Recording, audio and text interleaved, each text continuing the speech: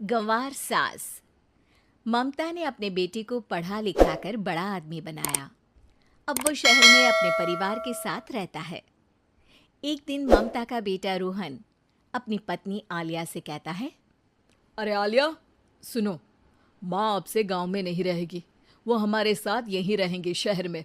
उनका कमरा आज नौकर से बोलकर अच्छे से साफ करवा देना। ओह, आज तो मेरी किटी पार्टी है, फिर मुझे जिम और फिर शॉपिंग। ठीक है, कल करवा दूंगी। अ, अच्छा, लेकिन माँ के सामने ये कपड़े नहीं चलेंगे। हाँ, तुम्हें साड़ी या सूट पहनना होगा। अरे बिल्कुल भी नहीं। मेरे मम्मी पापा ने इतना पैसा लगाकर शादी इसलिए नहीं की थी कि मैं अपनी मर्जी के कपड़े पहन ओढ़ भी ना सकूं। अरे चलो, गुस्सा मत हो, लेकिन कुछ दिन तो माँ की खुशी के लिए कर सकती हो ना। लेकिन आलिया मानती नहीं। माँ आती है सिंपल सी साड़ी, झोला और चप्पल पहनकर। अरे रोहन, मैं इनके साथ कैसे रहूंगी? मेरी फ्रेंड्स क्या कहेंगी? ये तो पूरी गंवार लग रही है। आलिया, माँ गांव में रहती थी इसलिए ऐसी हैं। तुम आज ही माँ के साथ जाकर उनकी पसंद की शॉपिंग करवा देना। इनके साथ घर के अंदर रहना मुश्किल है, बाहर तो मैं कभी भी ना जाऊं। रोहन को आलिया पर गुस्सा आ जाता है। माँ, ओ माँ। हाँ बेटा। वो माँ को ले जाने के लिए उनका हाथ पकड़ता है कि अरे माँ, तेरे हाथ अभी तक इतने कड़े हैं, तूने इसका कोई इलाज नहीं किया? अरे बेटा, इसका कोई इलाज नहीं। वैसे भी मुझे कोई शर्म नहीं कि मेरे हाथ मुलायम नहीं है, क्योंकि इन्हीं हाथों से मेहनत कर मैंने तुझे बनाया है बेटा। अगले दिन। माँ, मैं ऑफिस जा रहा हूँ। कुछ लाना हो तो आलिया को बोलकर फ़ोन करवा देना। रोहन के जाने के बाद, आप ना आज कमरे में ही रहिएगा, घर में पार्टी है, मेरी सहेलियां आ रही हैं, मैं उन लोगों के सामने आपको नहीं ला सकती हूँ। ठीक है बहू, लेकिन तुम कहो तो मैं कुछ खाने को बना दूँ तुम लोगों की पार्टी के लिए। वो लोग सिर्फ कॉन्टिनेंटल या थाई फूड ही खाते हैं। कोई बात नहीं, कभी इंडियन खिलाने वाला कोई मिला नहीं होगा ना। मैं बनाकर कमरे में चली जाऊंगी। जैसे आपकी मर्जी।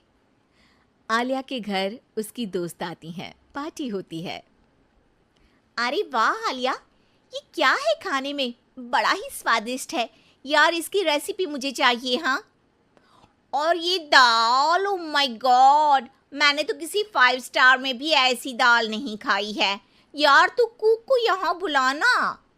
अब आलिया घबरा जाती है। हाँ हाँ हाँ, क्यों नहीं। माँ जी ज़रा बाहर आइए। आलिया की सास सिंपल सी साड़ी और गांव के अंदाज में आती है। अरे बहू, क्या हुआ? खाना पसंद नहीं आया क्या? बहू? अरे ये गांव से दिखने वाली औरत तुम्हें बहू क्यों बोल रही है? कौन है ये? वो हमारी नई नौकरानी है। सास बहू की बात सुनकर बहुत दुखी हो जाती है। वो सर झुकाकर जा ही रही होती है कि एक सहेली बोल पड़ती है। अरे कहाँ जा रही हैं माँ जी? वो उठकर उनके पैर छूती है। जीती रहो बेटा। क्या है ना, आपकी शक्ल बिल्कुल मेरी माँ जैसी है। पता है आलिया, मैं शहर पढ़ने आई और फिर शहरी हो गई, लेकिन मेरे माँ पापा तो आज भी गांव में रहते हैं, बिल्कुल इनके जैसे ही हैं। आप यहाँ बैठिए ना आंटी, आप सच में बड़ी खूबसूरत है और आपके हाथ का खाना तो लाजवाब है। काश ये मेरी सास होती। सभी सहेलियां सास को घेर कर बैठ जाती हैं और उनसे खाने की रेसिपी पूछ रही होती है कि तभी घर की बेल बजती है और रोहन आता है। अरे क्या बात है, आज आप लोग हमारे घर में? और ये लोग तो मुझे आलिया से ज्यादा माँ की सहेलियाँ लग रही हैं। क्या ये आपकी माँ है? लेकिन आलिया ने तो कहा कि ये उनकी नौकरानी है और इन्होंने भी नहीं बताया। वो नहीं बताएंगी, क्योंकि उनके लिए बच्चों की इज्जत और उनकी खुशी सबसे पहले है। मुझे माफ कर दो, मुझे इन्हें तुम लोगों से मिलवाने में शर्म आ रही थी कि तुम लोग क्या कहती। अरे अब तो हमें शर्म आ रही है कि तुम हम लोगों की सहेली हो। हाँ, जो माँ जैसी सास को नौकरानी बोले वो हमारी सहेली नहीं हो सकती। ये बोलकर सभी वहां से जाने लगती है कि सास बोलती है, आलिया की तरफ से मैं तुम लोगों से माफ़ी मांगती हूँ। उसने जो कहा उसके लिए मैं उसे माफ़ करती हूँ।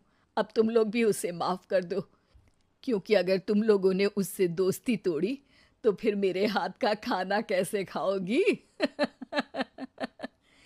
नहीं नहीं आंटी, जरूर आएंगे, लेकिन अब आलिया की नहीं बल्कि आपकी सहेली बनकर। का जब बेटा हुआ था, उन्होंने तभी ठान लिया था कि अपने बेटे के लिए सबसे सुंदर लड़की का हाथ मांग कर लाएंगी। श्रीवास्तव मौसी को भी बचपन से हीरोइन बन के रहने का बड़ा शौक था, तो बहू भी उनको हीरोइन जैसी ही चाहिए थी। एक दिन उन्होंने मिस गाजियाबाद डिम्पल से उसकी शादी करवा दी। यहाँ बस एक ही दिक्कत थी, डिम्पल को फेस मास्क बनाना तो आता था, पर आटा गूंथना नहीं आता था। बातें तो पक्की पक्की करती थी, पर रोटियां कच्ची पक्की बनाती थी।